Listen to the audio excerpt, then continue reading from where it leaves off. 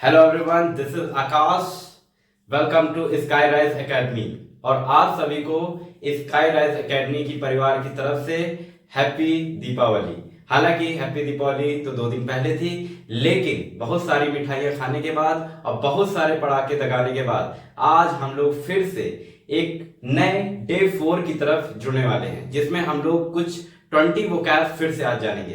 तो आप लोग फिर से मिठाइयां खाने के बाद और पटाखे दगाने के बाद फिर से लौट आइए, एक नए सेशन में जुड़िए स्काई राइज एकेडमी के साथ। और मैं फिर से एक बात रिपीट करना चाहता हूं कि इसको आप नोट्स दिन पर दिन बनाते रहिए और जो है इसको रिवाइज भी करते रहिए। 20 वोकैब्स जोड़ते जोड़ते 1 महीने, 2 महीने, 3 महीने में आपके पास 2000 से 3000 वोकैब्स हो जाएंगी। ठीक है, आइए। अच्छा, कुछ लोगों का मन तो नहीं लगेगा, लेकिन फिर भी हम अपने टॉपिक पे लौटते हैं और डे 4 की तरफ 20 वोकैब्स हमको कौन कौन सी मिली हैं देखते हैं। आइए देखते हैं। सबसे पहला हम लोगों के पास है इंडोलेंस। इंडोलेंस का मतलब होता है, इंडोलेंस का मतलब होता है आलसी। आलसी प्रवृत्ति के ऐसे लोग, ठंडियां आ गई हैं, अब वो अपने बिस्तर से निकलने का नाम नहीं लेंगे। अब उनका 10th का एग्जाम है, हाई स्कूल का, इंटर का एग्जाम है, 9th का एग्जाम है, 8th का एग्जाम होने वाले हैं। बहुत सारे लोगों के एग्जाम लाइन अप हो चुके हैं। उनका अब मन नहीं कर रहा है निकलने का। अब वो बिस्तर के अंदर पड़े पड़े, पैर अंदर रखे हुए हैं और रजाई के अंदर बैठ के ही पढ़ा रहे हैं। तो अब उनकी पढ़ाई क्या हो रही है, एक आलस में बीत रही है। तो ऐसे लोगों को इंग्लिश में क्या कहते हैं, इंडोलेंस। अब अगला क्या है, अब रजाई के अंदर बैठ के आप पढ़ा रहे हैं तो उसमें पढ़ने में बाधा उत्पन्न होगी, नंबर अच्छे आने में बाधा उत्पन्न होगी। तो जो बाधा उत्पन्न हो रही है उसको इंग्लिश में क्या कहते हैं, उसको इंग्लिश में ऑब्स्ट्रक्ट कहते हैं। क्या कहते हैं, ऑब्स्ट्रक्ट। ऑब्स्ट्रक्ट का मतलब होता है, ऑब्स्ट्रक्ट का मतलब क्या होता है, बाधा, यानी किसी चीज में रुकावट। अगला कौन सा है, अगला है ग्लीन। ग्लीन का मतलब होता है बटोरना, समेटना। यानी कि आपने पटाखे दगाए और जो पटाखे बच गए, जो नहीं दगे, सुबह आप एक झोला ले लिए और अगले दिन उसको बटोरने निकल गए। तो ये क्या है, बटोरना, समेटना किसी चीज को। ठीक है, तो जो लोग पटाखे बिनने निकल गए हैं, बटोरना निकल गए हैं, वो क्या कर रहे हैं, पटाखे बटोर रहे हैं, यानी ग्लीन कर रहे हैं। हिंदी में क्या कहते हैं, बटोरना यानी समेटना, और इंग्लिश में ग्लीन। अगला क्या है, अगला है इंक्लिनेशन। इंक्लिनेशन का मतलब होता है लगाव या झुकाव। अभी भी उनका उन्हीं पटाखों पे लगाव और झुकाव है। क्या है, लगाव और झुकाव है। उनसे लगाव है कि मेरे वो पटाखे में, अरे था ही नहीं, मसाला नहीं था, अगले दिन मैं फिर से बटोरने निकल गया। तो हमारा क्या है, उन पटाखों में लगाव है। उसकी इंग्लिश क्या होती है, इंक्लिनेशन। इंक्लिनेशन का मतलब में, इन मतलब में, इनमें झुकाव है, लगाव है, किसी वस्तु को लेकर आपका झुकाव। आपको इंग्लिश पढ़ने में, आपको मेरे साथ इंग्लिश पढ़ने में आपका लगाव है। बहुत सारे बच्चे हैं जो मुझे पर्सनल मैसेज करते हैं कि सर आपकी क्लास कब होगी, कब आप आएंगे, कब फिर से पढ़ाएंगे, कब मुझे पर्सनल टीच करेंगे। तो ऐसे लोगों को इंग्लिश में क्या कहते हैं, इंक्लिनेशन। यानी कि इंक्लिनेशन का हिंदी क्या होता है, लगाव या झुकाव, मतलब किसी चीज के प्रति आकर्षण। अगला क्या है, पुलडअप। पुलडअप मतलब डांटना। मान लीजिए आपने पटाखा ज्यादा दगा लिया, अब आपका एक पटाखा आपके हाथ में ही फूट गया, तो आपकी मम्मी ने आपको क्या कर दिया, स्कोल्ड। स्कोल्ड का मतलब भी होता है डांटना, और पुल्ड अप का मतलब भी होता है डांटना। ठीक है, ये फिक्स प्रीपोजिशन भी आप इसे कह सकते हैं, लेकिन इसकी हिंदी क्या होती है, डांटना, यानी पुल्ड अप मतलब डांटना। अगला क्या है, अल्लूर। अल्लूर का मतलब होता है लुभावना। अब जो रॉकेट उड़ रहे हैं, वो रॉकेट हमको बहुत ज्यादा क्या लग रहे हैं, अच्छे लग रहे हैं, हम उनकी तरफ भाग रहे हैं। अब अपनी पढ़ाई की तरफ नहीं देख रहे हैं कि अभी हमारा कुछ जो है 1.5, 2, 3 महीने बाद हमारा एग्जाम है। तो उन एग्जाम की तरफ ना देखकर हमको वो पढ़ा के क्या है, लुभा रहे हैं। हमको फ्रिज में रखी हुई मिठाइयां क्या है, लुभा रही हैं। अब हम उन्हीं मिठाइयों की तरफ लगे हुए हैं और अपना पूरा दिमाग किसमें लगाएं, मिठाइयों पे लगाएं। ठीक है, उसको इंग्लिश में कहते हैं अल्लू। ठीक है, अब क्या है, अगला क्या है, विस्पर। विस्पर का मतलब होता है कानाफूसी।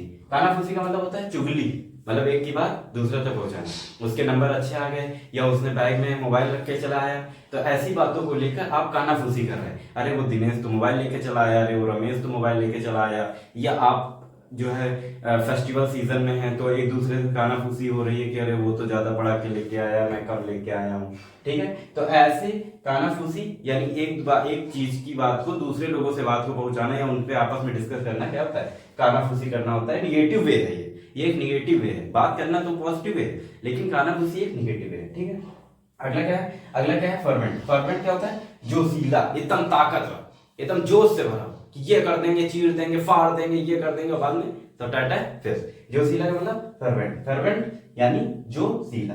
ठीक है, अब अगला क्या है, अगला है एडमिरेबल। एडमिरेबल का मतलब होता है प्रशंसनीय, मतलब आपने अच्छा काम किया, हाई स्कूल बोर्ड में आपके अच्छे नंबर आ गए, आपने जो है क्या कहते हैं कि इंटर बोर्ड में अच्छे किए, आपने अपने टेस्ट एग्जाम में अच्छे किए, तो आपको क्या मिल रही है, प्रशंसा मिल रही है, एडमायर सब लोग कर रहे हैं, आपका जो है प्रशंसा कर रहे हैं कि आपके कितने अच्छे नंबर आए। अगला है विकेट। विकेट का मतलब होता है पापी या दुष्ट। अभी इसी फेस्टिवल सीजन को ले लीजिए, इसमें बहुत सारे पापी घूम रहे हैं, जुए खेल रहे हैं, इधर उधर का काम कर रहे हैं, तो ये सब क्या है, पापी और दुष्ट। ऐसे लोगों की इंग्लिश क्या होती है, विक। विक मतलब पापी और दुष्ट। अगला है माइजर। माइजर का मतलब होता है कंजूस। कंजूस का मतलब जिसके पास पैसे हैं भी लेकिन खर्च नहीं करना चाहता है। 10 रुपए है तब भी वो 10 रुपए बचा के रख रहा है और दूसरों के पैसे से खर्च चलाना चाहता है। आजकल के जो बच्चे हैं वो जो पढ़ाई के क्षेत्र में है, खासकर लड़कियां या लड़के भी कुछ ऐसे होते हैं जो अपना पैसा अपने पास रखते हैं और जो है खर्च नहीं जल्दी करते हैं, तो ऐसे लोगों को क्या कहते हैं इंग्लिश में, माइजर। अलग क्या, अगला क्या, एलोक्वेंट। एलोक्वेंट का मतलब होता है शानदार बोलना, फ्रिक्वेंट बोलना, तेजी से बोलना, तेजी से बोलना, शानदार बोलना, एकदम बोल गए एक ही चीज में, अच्छे से बोलना, मतलब अपनी बात को रिप्रेजेंट करना किसी के सामने, क्या होता है, एलोक्वेंट। ठीक है।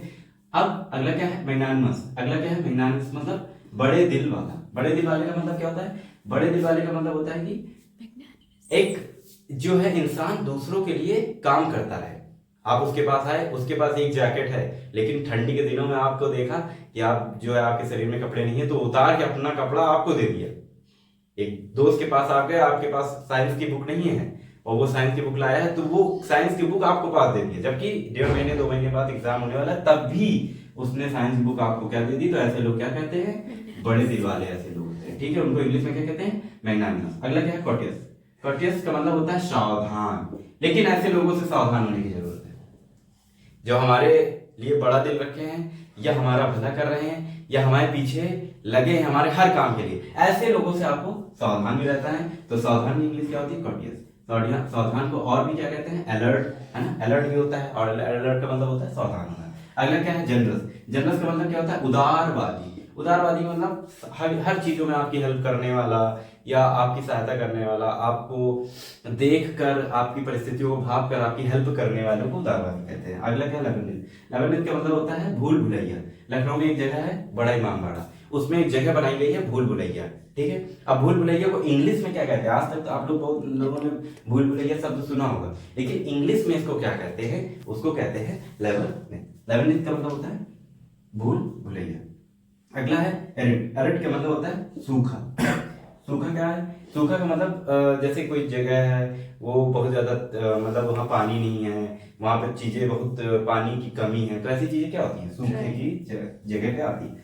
अगला क्या है, ऑब्स्क्यूअस। ऑब्स्क्यूअस का मतलब होता है, ऑब्स्क्यूअस का मतलब होता है चापलूस। चापलूस का मतलब टीचर्स को देख के उनके पास पहुंच जाना कि सर देखिए हमने तो कुछ नहीं किया, यही है, रोहन ने ही जो किया है सो किया है, ये प्रीति ने ही जो किया है सो किया, मैंने कुछ नहीं किया सर, मैं आपका सदा भला चाहता हूँ सर, मैं आपको एक एक बात बताऊंगा।